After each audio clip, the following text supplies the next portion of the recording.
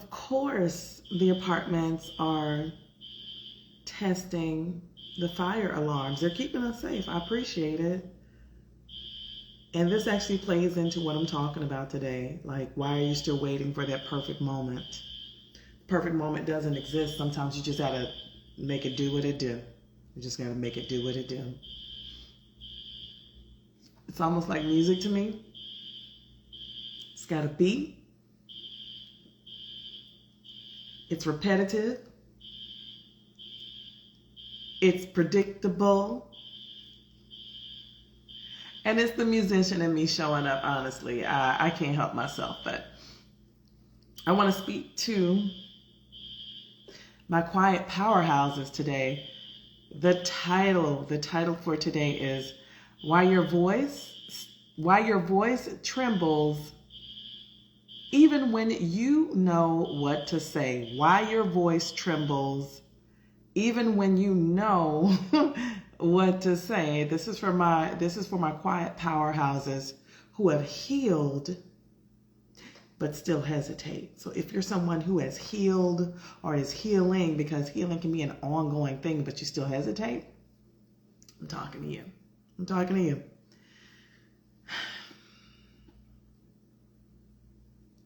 If you've ever prepped for the perfect caption and then you didn't post it. If you ever open your mouth up in a meeting and then you instantly second guess yourself.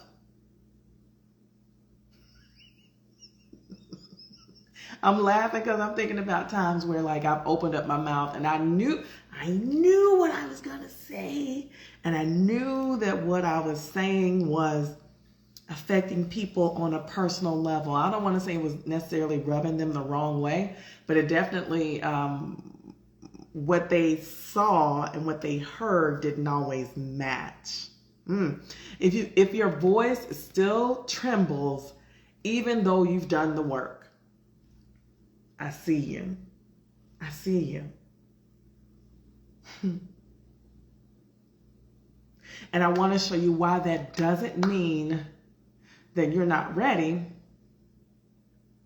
What it means is your nervous system is still guarding your legacy. Your nervous system is still keeping you covered and protected. Your nervous system is still defaulting to survival versus embracing thriving.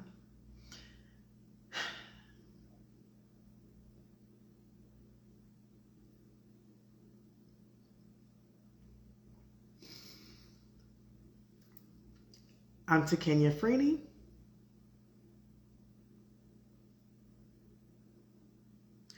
And I help quiet powerhouses, women, I help mostly women, help y'all reclaim the parts of your voice that you've muted to keep other people comfortable, so that you can finally speak the thing that's always been true. Unfiltered, unapologetically, without conditions, okay? First, I want to say that that tremble that you have in your voice is not a sign that you're weak. It's not a sign that you're weak. It's a sign that your body remembers what happened the last time you were fully honest. And your body wants to keep you protected from experiencing that harm or that conflict or that friction again. So here are some nervous system trauma responses that often show up for my quiet powerhouses. And these are things you've heard, some of you may have heard before: fawn, freeze, flight, or fight. Say that 4 times fast. Fawn, freeze, flight, or fight. Because what I'm noticing is a lot of times we are operating in a state of being frozen, like frozen. We're operating in the state of, we're actively moving, but we're mentally frozen. Let's talk about fawn first. Let's talk about fawn. Again, the 4 ways that your nervous system responds with trauma that often shows up for my quiet powerhouses. We're going to talk about fawn as diplomacy. What you do is, or what I've seen happen a lot of times with my quiet powerhouses is you will over agree just to keep the peace and just to keep the calm, because you don't want to kick up the dust, because you don't want to cause conflict, because you want to be able to move on. You'll over agree just to keep things calm. Freezing is another one. Freezing, and I say freezing in a state of perfectionism. You're forever perfecting and never delivering. So you'll wait until something is flawless before you post it, before you pitch it, before you publish it, before you share it publicly. You want that thing to be doggone perfect. And so it's always in a state of, I'm working on it. It's almost done. I just got to tweak this one little thing. You're freezing in the role of perfectionism. So we've got fawning for diplomacy, and we've got freezing in the role of perfectionism. These are two ways that your nervous system has a trauma response that often shows up from our quiet powerhouses. The third one is flight. You'll try to run away, and the way that you'll try to run away is that you will overwork yourself. If I'm not busy doing something, if I'm not busy working on something,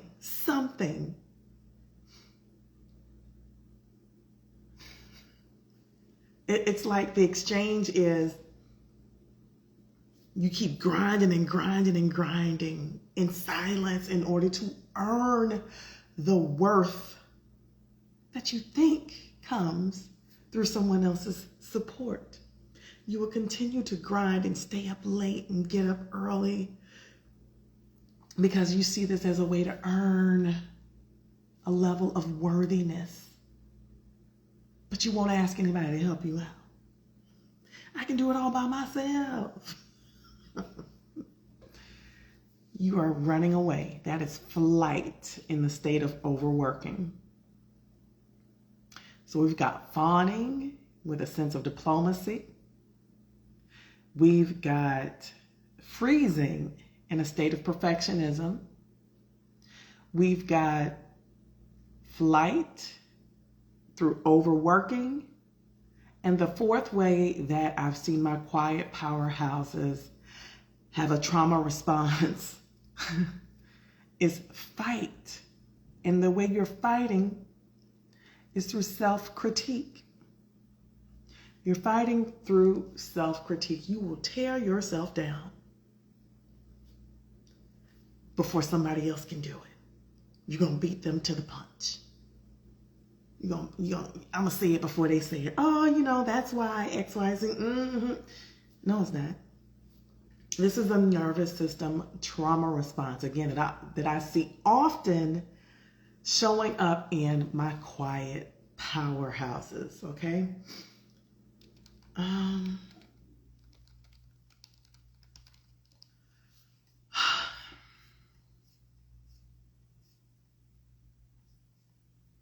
Here's some real life micro muting examples. Real life micro muting examples. 1, you didn't correct someone who misrepresented your story. 2, you wrote a post about an experience that you had, and then you deleted it out of fear how it was going to be received. 3, you stayed silent when men talked over you in a business conversation. So that's how this shows up in your real life. And I'm here to remind you that we, and when I say we, I'm speaking to mostly women, but my clients are not always women. Most of my clients are women.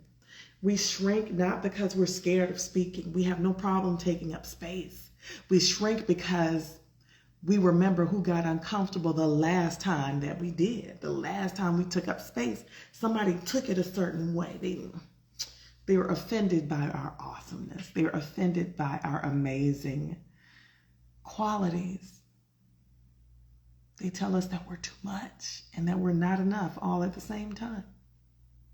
And those conditioned, culturally crippling moments cause a conditioned response. It's almost like Pavlov's dog taking place. Like you ring the bell and the dog automatically starts drooling because it associates that bell ringing with being fed, except the bell ringing here is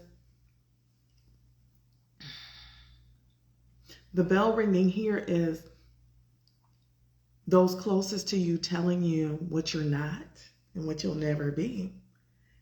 And you start actualizing that lie in your real life. Woo. Okay. Here's my second point. I'm just looking down at my notes here. I'm willing to bet that your voice has been performing for safety and not for power. It's safe to say these things, but if I say the thing, things might get ugly. So what ends up happening is when we learn to speak in code, or we soften our rage so that it's palatable, or that we sweeten the truth, put a little inflection on it. We're not being strategic in that moment. What's actually happening is we are being conditioned. Again, it's that conditioned response. And that's why my lie reversal method exists. My lie reversal method exists so that you can move from becoming that quiet powerhouse to what I call the unmuted muse, the one who stops whispering through your branding, the one who stops hiding behind your education and your degrees and your expertise, the one who leads with resonance and not necessarily with your resume. I can run down accolade after accolade after accolade for you, and it matters not. What's on paper or what's in the press matters not. People are coming to me for the transformation that I provide, and the way I get you there is through the lie reversal method, because at some point we started believing this lie for truth. Maybe it's something that was said to you as a child. Maybe it was something that was said to you from someone in a position of power. Maybe an adult in your life when you were a kid. Maybe on the job someone said to you, your stutter is going to keep you from being an effective leader. Or your Valley Girl accent is going to keep you from being understood by those whom you lead. Or you're from where? Oh, nobody from there is any good. It doesn't freaking matter. It doesn't matter. So what happens with the lie reversal method is, first thing we do is we name the lie, identify the lie. We call that out. We call it out. We call it out. We identify the inherited belief that is shaping your silence. Like, if I say too much of this thing, I'll lose love. Or if I speak truthfully, it's going to make someone else uncomfortable. We name the lie. I know one of the lies that I had to reveal for myself was if I speak on my experience, folks are gonna think that I'm trying to bring someone else down, or that I'm bitter, or that I'm coming from a place that is unhealed or unresolved in some way. That was one of the lies that I had to name for myself. And so the next step in this lie reversal method, after you name the lie and you call it out, there's a voice reclamation. We reclaim the narrative. We reclaim what the truth is. We replace the lie with some internal work because our body is responding. Our bodies are responding. Our bodies are constantly responding to everything in our environment. They are constantly responding and absorbing something. Okay? And so what that voice reclamation looks like is we'll do some somatic voice work that builds your safety in your truth telling. An example of what somatic voice work looks like for me personally is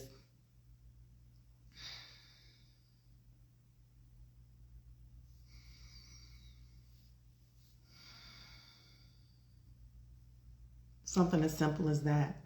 Stopping to breathe and acknowledge where I am right now in this present moment. Another thing that may help you, that helps me, is I do ohms, like om. This is usually happening for me in the shower, 10 minutes of ohms. This is a way to massage this area here. People talk about the vagus nerve. This is a way to give this a gentle massage. Me being a singer, me being a musician, this has been a heavy part of just general preparation of getting my voice ready to do the work that it has been called to do. I know the power of my voice. The third thing that happens as you're sitting in the lie reversal method through the lie reversal circle is there is this shift. I mean, on a frequency level, there is this resonance shift that takes place. I don't know if you've heard about people speaking about vibrating. Oh, vibrate higher, resonate higher, take yourself to a higher frequency. You'll only attract the exact level that you are. This resonance shift calls you to speak without over-explaining or sugarcoating. Just deliver it plain and pure in your way. The other thing that I love about the lie reversal circle, and again, we're using the lie reversal method in the lie reversal circle, is you have this container of witnesses who will hold space for you, see you. You can speak in this sacred space so that your nervous system learns that it's safe. It is safe to be seen. The boogeyman's not coming. There's no monsters in the closet and nobody's under the bed, okay? But you have this container to practice being seen in a safe and sacred space. So some of the tangibles, some of the deliverables that come as a member of the lie reversal circle is you get what I call a true north script. And I love that I named it a true north script. When I think about how those who've come before me had to follow a North Star, to gain freedoms that were inaccessible to them where they were. They did not know the path that they would have to take in detail, but they knew that they had to keep moving forward. They had to follow the North Star. They had to hold tight to a vision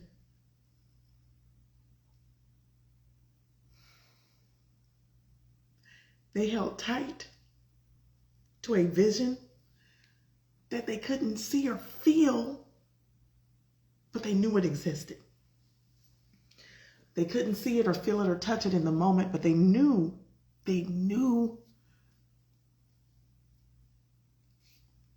what existed on the other side. And so one thing that I say often is your destiny is on the other side of your discomfort. Do you think there is any level of comfort in participating in the travels, in the means and the ways of the Underground Railroad? Those who come before me had to find their North Star. They had to hold tight to the vision. So your true North script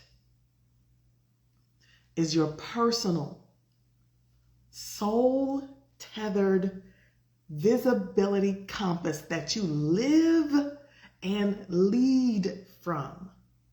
You live it, you lead from it. I know what mine is. I got mine. I got my true North Star script. I have it. And I functions in it. I rocks with it, okay?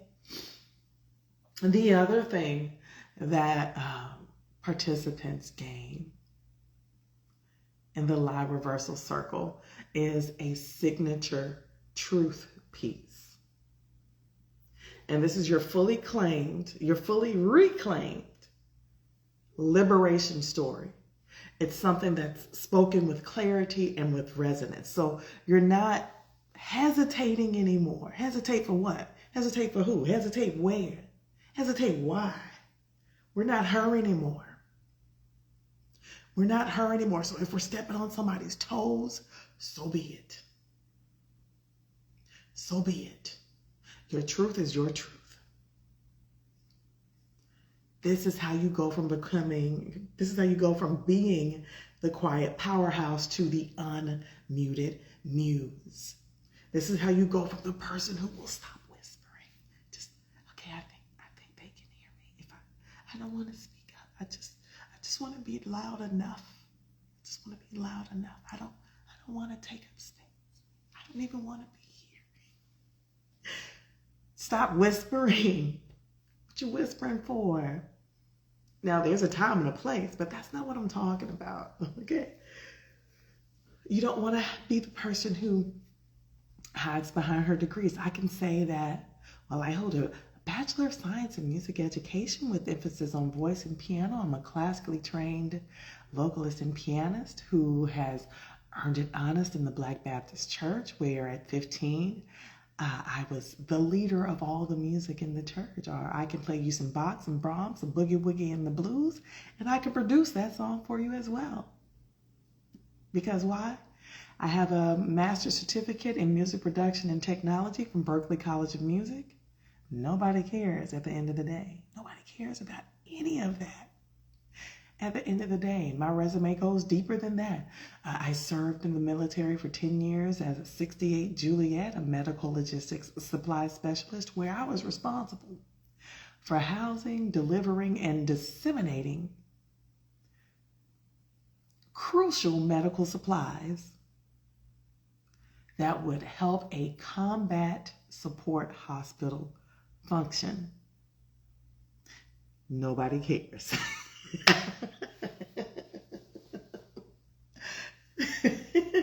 Nobody cares about that. People are coming to me for the transformation that I provide through the live reversal circle, okay? And I use the lie reversal method to get you there. Now I'm coming to you with yesterday's lipstick and today's funk from my walk. But I just wanted to come to you today. It doesn't matter about perfection. What gets me results is my presence. I'm enough as I am, and so are you. You ain't got to pretty it up and polish it up. Which brings me to my third point. I'm glad I outlined these points. And my third point is you don't have to wait to be fully ready in order to be fully honest. If I waited, I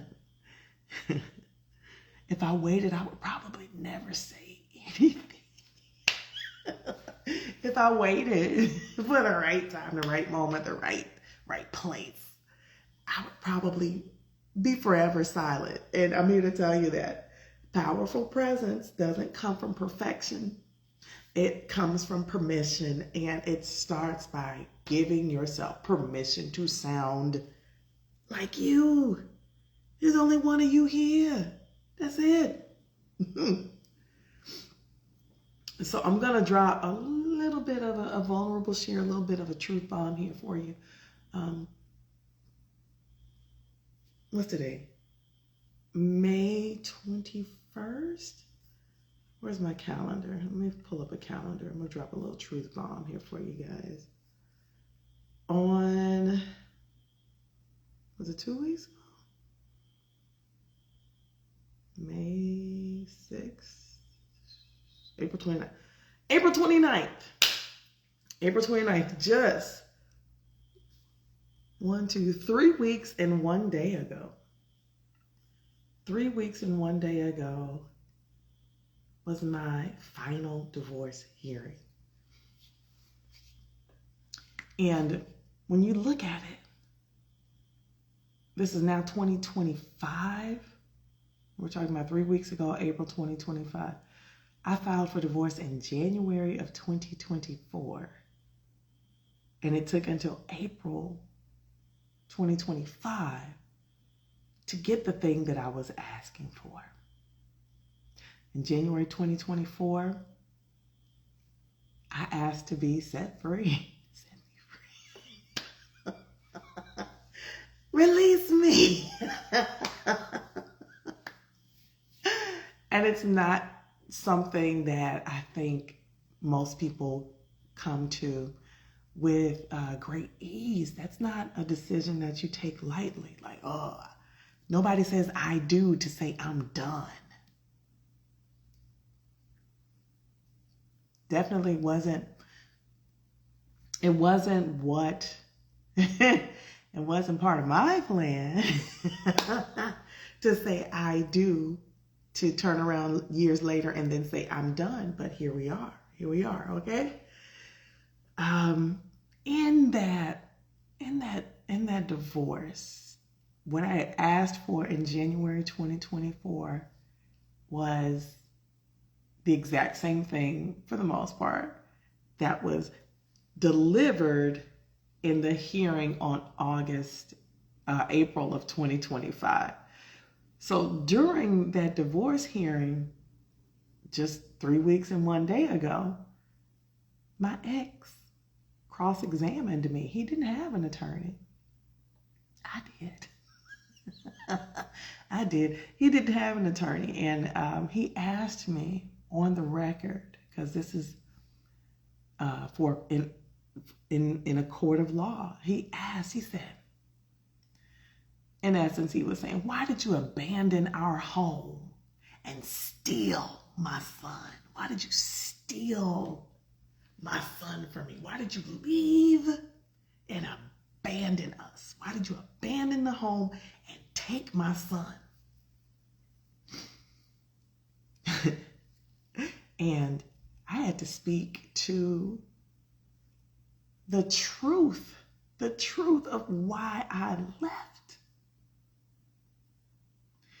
And in the truth that I shared, it wasn't me speaking from a space of revenge. It wasn't me speaking from a space of shaming him. It was me speaking from a space to say on record, like all the things that I never said for years.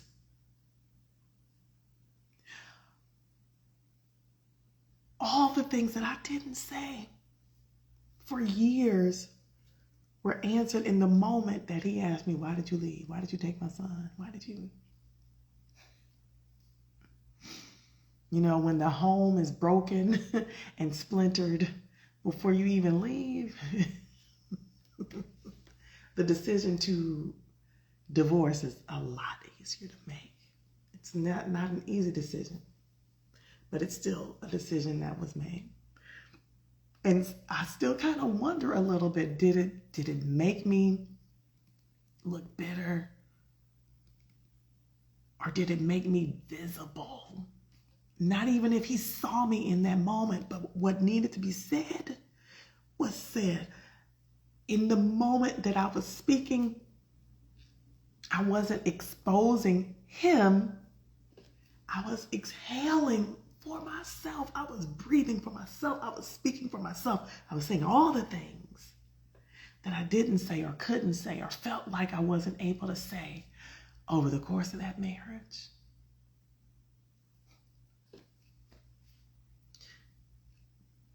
Was it perfect in my delivery? Absolutely not. The main thing is that I had given myself permission. I had given myself permission to say the thing. And this is what we do inside the circle. We unscript the tone of survival. We reverse the lie that made us small. And we return to the sound of our truth without trembling.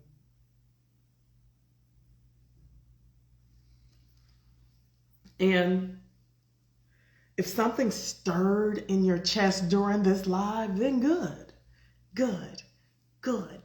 DM me the word voice, and I'll share with you how you can step into the sacred work that we do as we work together in the live reversal circle. It's because you're not broken, you're not too much, but baby, we are ready to stop whispering. We are ready to stop whispering. If you're ready to rise in your resonance and reclaim your legacy through your voice, DM me the word voice. I'm going to catch y'all next time.